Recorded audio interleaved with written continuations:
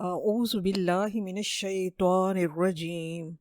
بسم الله الرحمن الرحيم. رب اشرح لي صدري ويسر لي أمري واحلل عقدة من لساني يفقه قولي. آیت نمبر 268۔ الشیطان یعدکم الفقر ویأمرکم بالفحشاء۔ شیطان تمہیں فقر کا اندیشہ دلاتا ہے اور بے حیائی کے کاموں کی ترغیب دیتا ہے۔ واللہ یعدکم مغفرۃ منہ وفضلا، اور اللہ تبارک و تعالی وعدہ کر رہا ہے تم سے اپنی طرف سے مغفرت اور فضل کا۔ اللہ تعالیٰ تم سے اپنی طرف سے مغفرت اور فضل کا وعدہ کر رہا ہے۔ واللہ واسع علیم، اللہ تبارک و تعالیٰ بہت وسعت والا اور سب کچھ جاننے والا ہے۔ شیطان ہمیں اللہ کے راستے میں جب ہم خرچ کرنے لگتے ہیں تو شیطان ہمیں غربت اور مفلسی سے کے وسوسے ڈال کر ڈراتا ہے اور ہمیں بے حیائی کے کاموں کا حکم دیتا ہے۔ ہم غور کریں کہ جب ہم اللہ تعالیٰ کی راہ میں خرچ کرتے ہیں تو شیطان دو طرح سے رکاوٹیں ڈالتا ہے۔ ایک رکاوٹ یہ آتی ہے کہ شیطان ڈراتا ہے کہ تمہارا مال کم ہو جائے گا، تم فقر و فاقہ میں مبتلا ہو جاؤ گے، تمہارے بچوں کو ضرورت پڑ گئی تو کیا کرو گے؟ تو شیطان مستقبل کی غربت اور فقر سے ڈرا ڈرا کر اللہ تعالیٰ کے راستے میں خرچ کرنے سے روکتا ہے۔ دوسری رکاوٹ یہ ڈالتا ہے کہ اللہ تبارک و تعالیٰ کی راہ میں دینے سے روک کر پھر طرح طرح کے بے حیائی کے کاموں پر اکساتا ہے، عیاشی پر خرچ کرواتا ہے، شراب، جوئے، کلب لائف، بدکاری اور اسراف اور تبذیر پر وہ ہمارا پیسہ اتنا برباد کروا دیتا ہے کہ اللہ تبارک و تعالیٰ کے راستے میں خرچ کرنے کی نہ تو توفیق پھر ہمیں ملتی ہے نہ پھر پیسہ بچتا ہے۔ تو اللہ تعالیٰ کی راہ میں خرچ کرنے کے لیے یہ دو بنیادی رکاوٹیں ہیں جس کا دور ہونا ازحد ضروری ہے۔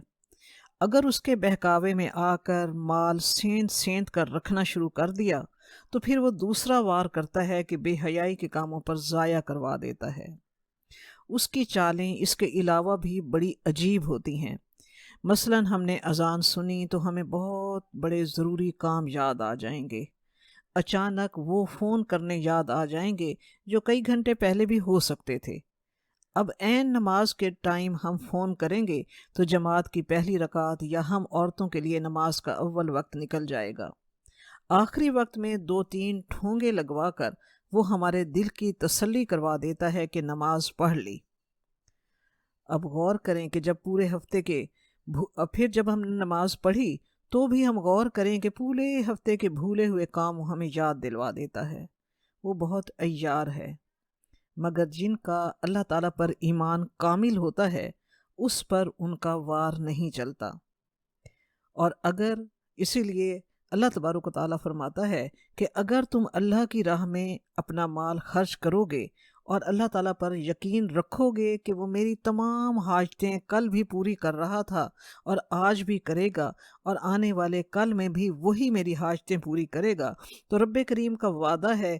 رب کریم نے اس آیت میں فرمایا واللہ یعدکم مغفرۃ منہ وفضلا، اور اللہ تعالیٰ وعدہ کرتا ہے تم سے بخشش کا اپنی طرف سے اور فضل کا۔ اگر اللہ کی ذات پر یقین رکھتے ہوئے اور شیطان کے وار کو خالی لوٹاتے ہوئے تم اللہ کی رضا پر یقین رکھتے ہوئے خرچ کرو گے تو اللہ تعالیٰ کا اتنا بہترین وعدہ ہے، بخشش کا وعدہ ہے اور اللہ کے فضل کا وعدہ ہے۔ فضل وہ ہوتا ہے جو کسی کو اس کے حق کے بغیر دیا جائے۔ شیطان اگر فقر و فاقہ سے ڈراتا ہے تو اللہ تعالیٰ وعدہ دیتا ہے کہ میرے پاس تمہارے لیے فضل ہے، میں تمہیں تمہارے حق سے زیادہ دوں گا۔ سوچئے فقر کے مقابلے میں رب کا وعدہ کیا ہے؟ فضل کا وعدہ۔ اور اگر شیطان بے حیائی کی طرف لا چکا ہے تو رب کریم کی طرف سے مغفرت کا وعدہ ہے۔ حدیث مبارکہ کے الفاظ ہیں، آپ صلی اللہ علیہ وآلہ وسلم نے فرمایا صدقہ اور انفاق مال و دولت میں کمی نہیں کرتا۔ تفسیر ابن کثیر میں حدیث مبارکہ ہے کہ ایک چوکا شیطان مارتا ہے اور ایک توفیق کی رہبری فرشتہ کرتا ہے۔ شیطان تو شرارت اور حق کے جھٹلانے پر آمادہ کرتا ہے اور فرشتہ نیکی پر اور حق کی تصدیق پر آمادہ کرتا ہے۔ جس کے دل میں یہ خیال، کون سا خیال؟ نیکی اور حق کی تصدیق کا خیال آئے، وہ اللہ تعالیٰ کا شکر ادا کرے اور جان لے کہ یہ اللہ تعالیٰ کی طرف سے ہے، اور جس کے دل میں وسوسہ پیدا ہو وہ تعوذ پڑھے، اعوذ باللہ من الشیطان الرجیم پڑھے۔ پھر آپ صلی اللہ علیہ وسلم نے یہ آیت پڑھی۔ اللہ تعالیٰ بہت وسعت والا اور سب کچھ جاننے والا ہے۔ ہم اس کے خزانوں کی وسعت کا اندازہ اور اس کے علم کا احاطہ نہیں کر سکتے، وہ سب کچھ جانتا ہے۔ خرچ کے 2 راستے ہیں جو واضح کیے گئے ہیں۔ ہم میں سے ہر شخص جائزہ لے کہ اس ہفتے شیطان کے راستے میں کیا خرچ کیا اور اللہ تبارک و تعالیٰ کے راستے میں خرچ کرنے کی اسے کتنی توفیق ملی۔ آیت نمبر 269، یؤتی الحکمت من یشاء ومن یؤت الحکمت فقد اوتی خیرا کثیرا وما یذکر الا اولو الالباب۔ وہ جس کو چاہتا ہے حکمت عطا کرتا ہے، اور جسے حکمت دے دی گئی اسے تو خیر کثیر عطا ہو گیا، اور نہیں نصیحت حاصل کرتے مگر وہی لوگ جو ہوش مند ہوتے ہیں۔ حکمت کیا چیز ہے؟ حکمت کی کئی تعریفیں کی گئی ہیں اور سب اپنے اپنے مقام پر درست ہیں۔ حکمت دانائی ہے، حکمت صحیح وقت پر صحیح فیصلہ کرنا ہے، صحیح کام کرنا حکمت ہے۔ حکمت صحیح وقت پر صحیح کام صحیح طریقے سے کرنا بھی حکمت ہے۔ یہ سمجھ بوجھ اللہ تبارک و تعالیٰ جسے چاہتا ہے دیتا ہے۔ جسے اللہ تعالیٰ نے حکمت عطا کی اسے بہت خیر کثیر مل گیا۔ یعنی جو شخص مال کو اللہ تبارک و تعالیٰ کے بتائے ہوئے راستے پر صحیح انداز سے خرچ کرتا ہے، یوں سمجھ لیں کہ اسے اللہ تعالیٰ کی طرف سے حکمت عطا ہوئی ہے۔ حکمت کا تعلق صرف مال خرچ کرنے میں ہی نہیں ہے، بلکہ زندگی کے ہر معاملے میں ہے، چاہے دین کے فہم میں، چاہے بات چیت کرنے میں، معاملات میں، عبادات میں۔ انسان کے اندر ٹیسٹ کرنے کی صلاحیت ہو کہ اس وقت اسے کون سا کام کرنا اس کے لیے زیادہ ضروری ہے اور کون سا غیر ضروری ہے، یہ چیز حکمت سکھاتی ہے۔ یہ آ جاتی ہے، یہ پڑھائی نہیں جاتی، یہ اندر سے پیدا ہوتی ہے۔ کیا چیز؟ حکمت۔ حکمت پڑھائی نہیں جاتی، حکمت آ جاتی ہے، اندر سے پیدا ہوتی ہے، چاہنے سے آتی ہے۔ اپنے آپ کو اور اپنے ذرائع کو ضائع ہونے سے بچانا حکمت ہے۔ اپنے آپ کو اور اپنے ذرائع کو، اپنے آپ کو اور اپنے وسائل کو ضائع ہونے سے بچانا حکمت ہے۔ مال کے معاملے میں حکمت یہ ہے کہ مال کو بہترین استعمال کرنا کہ اجر کے لحاظ سے وہ اعلیٰ ترین ہو، یہ حکمت ہے۔ معاملات کی حکمت بات کرنے میں اور چپ رہنے کے معاملے میں ہے کہ کس وقت کیا بولنا ہے اور کس وقت خاموش رہنا ہے۔ علم کے معاملے میں حکمت، علم کو حکمت کے ساتھ استعمال کرنا علم کی حکمت ہے۔ رسول پاک صلی اللہ علیہ وآلہ وسلم کا ارشاد مبارک ہے، رأس الحکمت مخافت اللہ، سب سے بڑی حکمت تو اللہ تعالیٰ کا خوف یعنی تقوی ہے۔ تقوی ہی وہ چیز ہے جو انسان کو بچتے بچاتے سیدھی راہ پر گامزن رکھتی ہے۔ امام شافعی نے اپنی تصنیف الرسالہ میں لکھا کہ جہاں کتاب و حکمت کے الفاظ اکٹھے آئیں تو وہاں حکمت سے مراد سنت رسول پاک صلی اللہ علیہ وآلہ وسلم ہے۔ یعنی اللہ تعالیٰ کے احکام کی تعمیل میں صحیح بصیرت اور درست قوت فیصلہ حکمت ہے۔ قرآن پاک کو صحیح طور پر سمجھ کر ایسے عمل کرنا جو قرآن پاک نازل کرنے والے کا منشا ہو، یہ حکمت ہے۔ تو اس آیت میں یہ بتایا گیا ہے کہ جسے اللہ تبارک و تعالیٰ حکمت کی دولت عطا کرے وہ کبھی شیطانی راہ نہیں اختیار کرے گا۔ شیطان کے بہکاوے میں آ کر دولت کو سینت سینت کر نہیں رکھے گا، بلکہ اللہ تعالیٰ کی راہ میں اللہ تعالیٰ پر یقین رکھتے ہوئے وہ اللہ کی راہ میں بہت فراخ دلی کے ساتھ خرچ کرے گا۔ یہی سب سے بڑی دولت اور حکمت ہے۔ صحیح بخاری میں ہے کہ آپ صلی اللہ علیہ وآلہ وسلم نے فرمایا کہ اللہ تعالیٰ جس کے ساتھ بھلائی کا ارادہ کرتا ہے اسے دین کی سمجھ عطا کر دیتا ہے۔ ہر نبی کے بھیجنے کی مقاصد میں ایک بڑا مقصد حکمت سکھانا بھی بتایا گیا ہے۔ آپ صلی اللہ علیہ وآلہ وسلم کے سلسلے میں بھی قرآن پاک میں فرمایا کہ یتلو علیہم آیاتہ ویزکیہم ویعلمہم الکتاب والحکمہ، وہ انہیں ہماری آیات پڑھ کر سناتا ہے، ان کا نفس کا تزکیہ کرتا ہے اور انہیں کتاب و حکمت کی تعلیم دیتا ہے۔ اس آیت کے آخر میں اللہ تبارک و تعالیٰ نے فرمایا وما یذکر الا اولو الالباب، اور نہیں نصیحت حاصل کرتے مگر وہ جو عقل مند ہوتے ہیں۔ یعنی ان باتوں سے سبق صرف وہی لوگ حاصل کرتے ہیں جو عقل مند ہوتے ہیں۔ جو دنیا پر ریچھ جاتے ہیں ان کا سارا جو لوگ دنیا پر ریچھ جاتے ہیں ان کا سارا دلی اطمینان اپنے مال و زر اور اثاثہ جات اور بینک بیلنس پر ہوتا ہے، تو ظاہری بات ہے حقیقی طور پر یہ عقل مندی نہیں ہے۔ واض و نصیحت بھی اسی کو نفع پہنچاتی ہے جو عقل سے کام لے اور سمجھ رکھتا ہو اور بات کو یاد رکھتا ہو۔ حکمت سے مراد قرآن پاک کی صحیح سمجھ اور حدیث کی پوری مہارت ہے۔ پڑھنے کو ہم میں سے ہر کوئی قرآن پاک پڑھ لیتا ہے، لیکن اس کی تفسیر اور اس کی سمجھ وہ حکمت ہے کہ اللہ تبارک و تعالیٰ جسے چاہے عطا کرے، اور ہم آپ سب جانتے ہیں کہ اللہ تبارک و تعالیٰ یہ نعمتیں کسے عطا کرتا ہے؟ جو طلب رکھتا ہے، جو تڑپ رکھتا ہے، جو چاہتا ہے۔ تو جو حکمت رکھتا ہے وہ قرآن پاک کو صحیح سمجھ کر پڑھتا ہے، وہ اصل مطلب کو پا لیتا ہے، بات کی تہ تک پہنچ جاتا ہے، سچا علم اور سچی سمجھ اسے عطا ہوتی ہے۔ وہ جان لیتا ہے کہ اللہ تبارک و تعالیٰ کا اس کتاب کو نازل کرنے کا منشا کیا ہے، اسلام ہم سے کیا چاہتا ہے، مومن کی زندگی کیسی ہونی چاہیے۔ وما یذکر الا اولو الالباب، اور یقیناً اور نہیں نصیحت حاصل کرتے مگر صرف عقل مند۔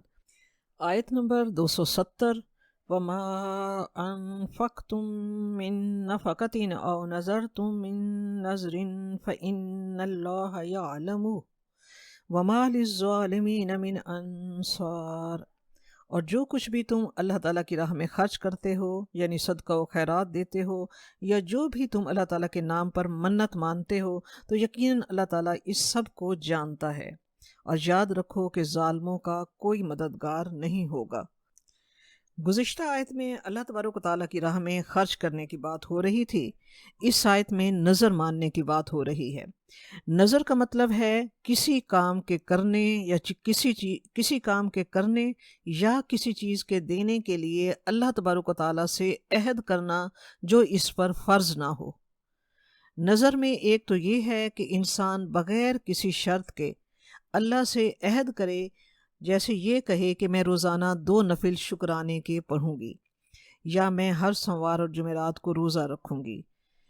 اب 5 وقت کی نماز تو فرض ہے، باقی 2 نفلی عبادت ہے جو اس نے اللہ سے عہد کیا کہ میں روز پڑھوں گی یا میں روزہ رکھوں گی سوموار اور جمعرات کا، تو فرض رمضان المبارک کے روزے تو فرض ہیں، اور وہ جو اس نے سوموار اور جمعرات کا روزے کا اس نے عہد کیا، یہ اس کا اللہ سے کیا ہوا عہد ہے جو مسنون ہے۔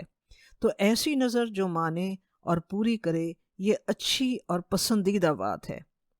دوسری قسم کی نظر جو ہمارے معاشرے میں عام رائج ہے، شرط لگا کر نظر ماننا۔ وہ کیا ہے کہ شرط لگا کر نظر ماننا، جیسے یہ کہے کہ اگر میرا یہ کام ہو جائے تو میں اللہ کی رضا کے لیے روزے رکھوں گی، یا یہ کام ہو جائے تو میں اتنا صدقہ دوں گی، یا یہ کام ہو جائے تو میں اتنے نفل پڑھوں گی اللہ کے نام کے۔ اس کی بھی اجازت ہے مگر یہ پسندیدہ نہیں ہے۔ یعنی انہوں نے اللہ پر شرط رکھی، اللہ پر بھروسہ نہ کیا۔ بھروسہ یہ تھا کہ میرا یہ کام ہو گیا، یہ میرے حق میں میرے رب نے بہتر کیا۔ اگر کام نہیں ہوا تو کہا تو میرا یہ کام نہیں ہوا تو میرے حق میں میرے رب نے میرے لیے یہی بہتر سمجھا ہوگا۔ شرطیہ نظر ماننے سے بہتر یہ ہے کہ انسان پہلے صدقہ کرے، رب راضی ہو جائے، بلائیں ٹل جائیں اور کام رب کریم کی طرف سے ہو جائے۔ اگر نظر مانی ہے شرطیہ یا کوئی اور تو نظر پوری کرنی چاہیے۔ اور دوسری بات یہ کہ نظر صرف اللہ تعالیٰ کے نام کی ماننی چاہیے، غیر اللہ کے نام کی نظر ماننا گناہ ہے۔ اور دوسری بات کیا کہ جائز اور صحیح اور حلال کام کے لیے نظر مانی جائے، غلط کام کے لیے نہیں۔ غیر اللہ اور غلط کام کے لیے نظر کا ماننا بھی گناہ ہے اور پورا کرنا بھی گناہ ہے۔ اس کے عوض استغفار کرنا چاہیے اور اسے پورا نہ کرنا چاہیے۔ علاوہ ازیں نظر ماننا شرعی نقطہ نگاہ سے کوئی اچھا کام نہیں ہے۔ صحیح بخاری میں حضرت عبداللہ بن عمر رضی اللہ تعالیٰ عنہ فرماتے ہیں کہ رسول پاک صلی اللہ علیہ وآلہ وسلم نے ہمیں نظر ماننے سے منع فرمایا۔ ہمیں نظر ماننے سے منع فرمایا کہ نظر اللہ تعالیٰ کی تقدیر کو کچھ بدل نہیں سکتی، البتہ اس طرح بخیل سے کچھ مال نکال لیا جاتا ہے۔ آیت نمبر 271، ان تبدوا الصدقات فنعما ہی، اگر تم صدقات کو اعلانیہ دو تو یہ بھی اچھا ہے۔ وَإِن تُخْفُوهَا وَتُؤْتُوهَا الْفُقَرَاءَ فَهُوَ خَيْرٌ لَكُمْ، اور اگر تم انہیں چھپاؤ اور چپکے سے ضرورت مندوں کو دے دو تو یہ تمہارے لیے بہتر ہے۔ وَيُكَفِّرُ عَنْكُم مِّن سَيِّئَاتِكُمْ وَاللَّهُ بِمَا تَعْمَلُونَ خَبِيرٌ، اور اللہ تعالیٰ تم سے تمہاری برائیوں کو دور کر دے گا اور جو کچھ تم کر رہے ہو اللہ تعالیٰ اس سے باخبر ہے۔ صدقات کے بارے میں اللہ تبارک و تعالیٰ مزید وضاحت فرما رہا ہے کہ اگر تم اللہ کی راہ میں خرچ کرو کھلم کھلا اور ظاہراً تو بھی تمہارے لیے اچھا ہے، اور اگر تم اسے چھپا کر ضرورت مندوں کو دو تو یہ تمہارے لیے بہتر ہے۔ اس میں صدقات کو چھپا کر دینے کی بھی فضیلت بیان کی گئی ہے۔ فرضی صدقہ جس کو زکوٰۃ کہتے ہیں وہ دکھا کر دیں تو بہتر ہے تاکہ دوسروں کو ترغیب ملے۔ نفلی صدقات یعنی صدقہ و خیرات چھپا کر دینا بہتر ہے، اس لیے کہ یہ ریاکاری سے کوسوں دور ہے، اس لیے کہ اس طرح انسان ریاکاری سے بچ جاتا ہے۔ ہاں اگر کوئی دینی مصلحت ہو یا دینی فائدہ ہو تو نفلی صدقات بھی ظاہر کرنا بہتر ہے، جیسے نفلی صدقات دیتے ہوئے اپنے بچوں کو دکھا کر دیں تاکہ انہیں پتہ چلے کہ یوں اللہ کی راہ میں دیتے ہیں۔ اس میں نیت یہ ہو کہ اس سے ان کو ترغیب ملے اور یہ چیز دکھاوے میں نہیں آئے گی۔ بس ضروری کیا ہے کہ نیت کی حفاظت کرنی چاہیے۔ دیکھو اگر تمام نیکیاں چھپا کر کی جائیں اور اگر تمام نیکیاں چھپا کر کی جاتی تو ہمیں انبیاء اور رسل اور صالحین کی نیکیوں کا کیسے پتہ چلتا؟ دکھا کر دینا اس لیے اچھا ہے کہ اس طرح دینے والے کو صدقہ جاریہ کا ثواب ملے گا کہ اس نے دوسروں کو نیکی کا راستہ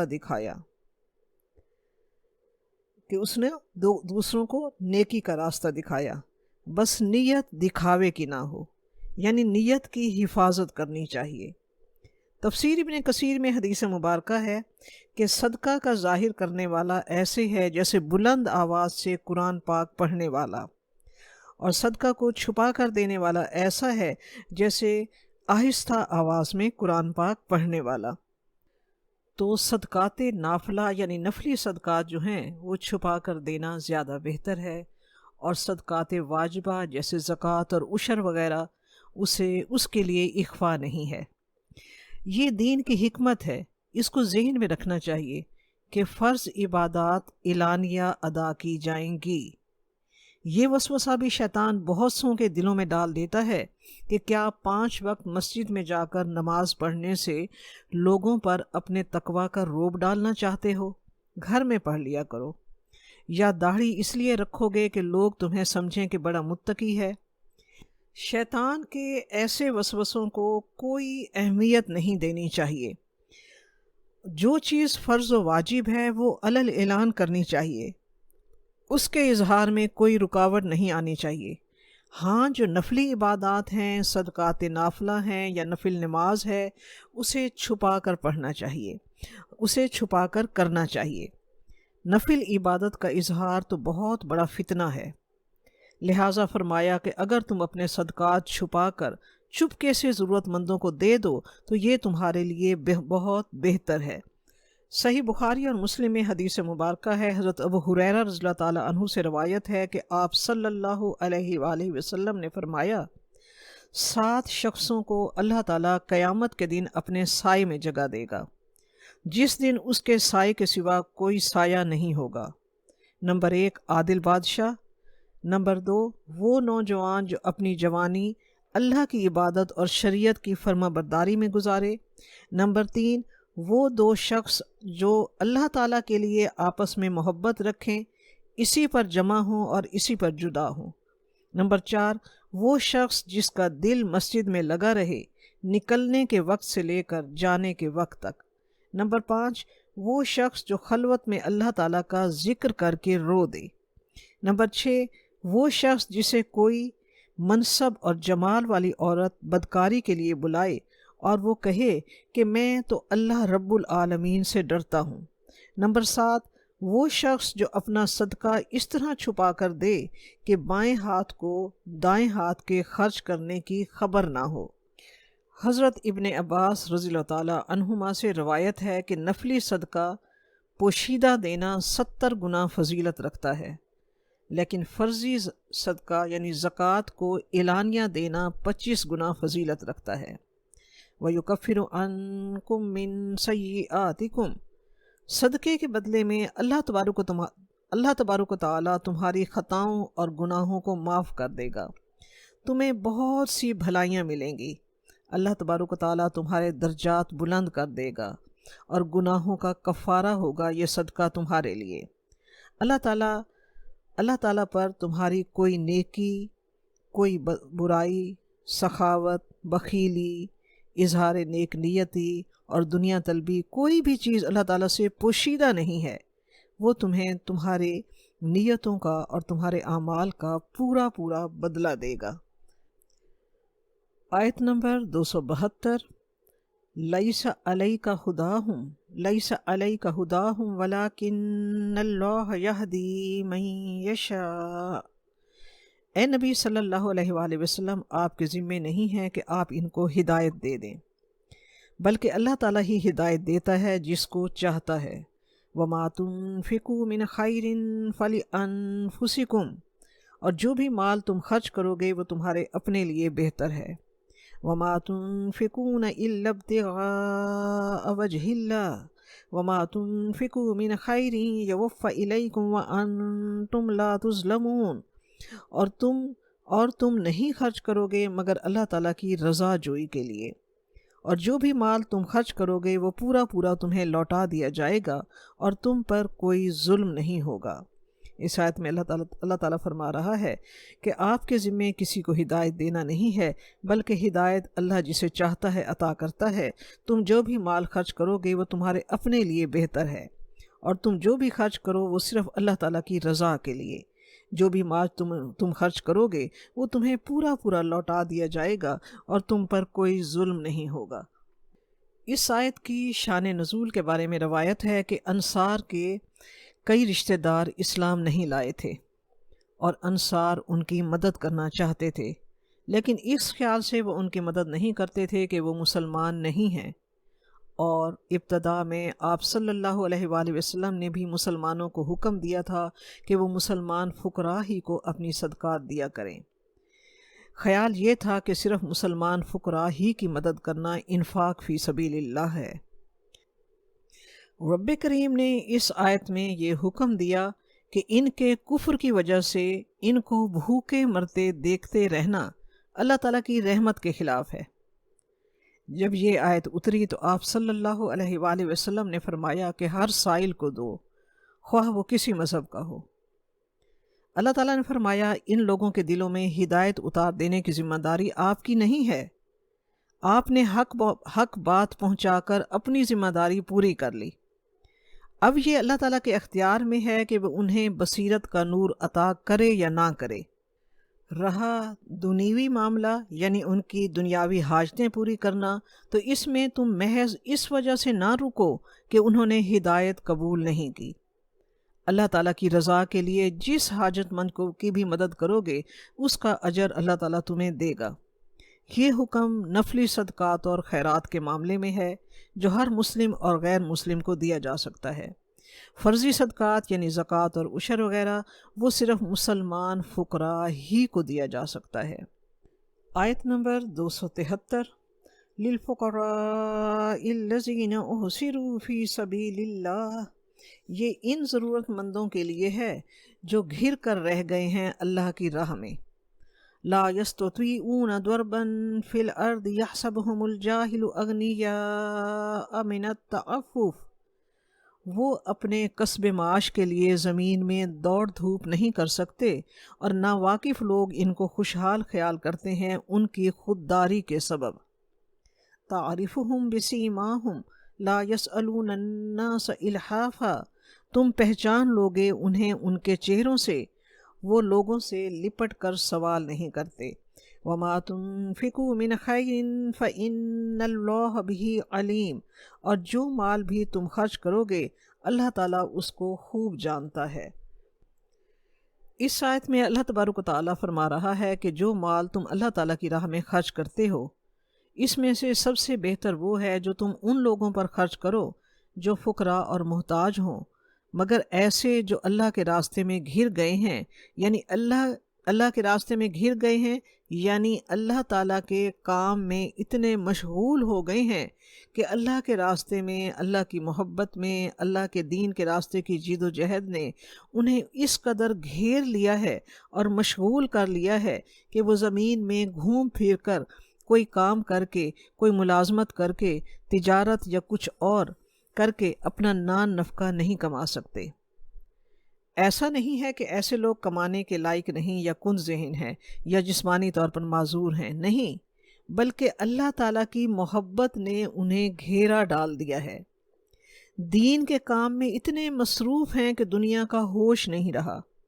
بعض دفعہ انہیں کھانا بھی یاد نہیں رہتا۔ گرمی، سردی، بیماری، بڑھاپا، موت کا ڈر ان کے نزدیک بے معنی ہے۔ یہ اصحاب صفہ تھے، جن میں سے تو کچھ مہاجرین تھے، کچھ انصار تھے۔ یہ ہمہ وقت آپ صلی اللہ علیہ وآلہ وسلم کی خدمت میں موجود رہتے تھے۔ یہ 300-400 کے قریب تھے۔ کچھ لوگ تو صفہ پر رہتے تھے اور کچھ لوگ مدینہ میں آپ صلی اللہ علیہ وآلہ وسلم کے ارد گرد رہتے۔ لیکن یہ لوگ دین کے کام میں اس قدر مگن ہو گئے تھے کہ انہیں اپنا بھی ہوش نہیں رہتا تھا۔ اللہ تعالیٰ کی محبت اور توکل میں اتنے مگن ہوتے تھے کہ کسی کے سامنے اپنی ضرورت پیش نہیں کرتے تھے اور پتہ بھی نہیں چلنے دیتے تھے کہ ان کے گھر میں کب سے فاقے ہیں۔ یحسبهم الجاہل اغنیاء من التعفف، عام ناواقف لوگ انہیں بہت امیر سمجھیں گے ان کی سفید پوشی کی وجہ سے، حالانکہ یہ سفید پوش ہونے کے باوجود فقراء ہوتے ہیں۔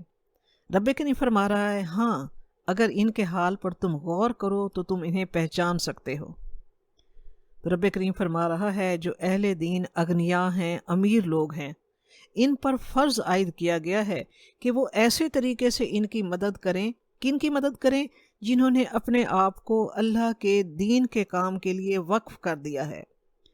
تو اغنیاء پر یہ فرض ہے کہ وہ ان کی ایسے طریقے سے مدد کریں کہ ان کی انا اور عزت نفس مجروح نہ ہو اور پتہ بھی نہ چلے اور ان کی ضرورت پوری ہو جائے۔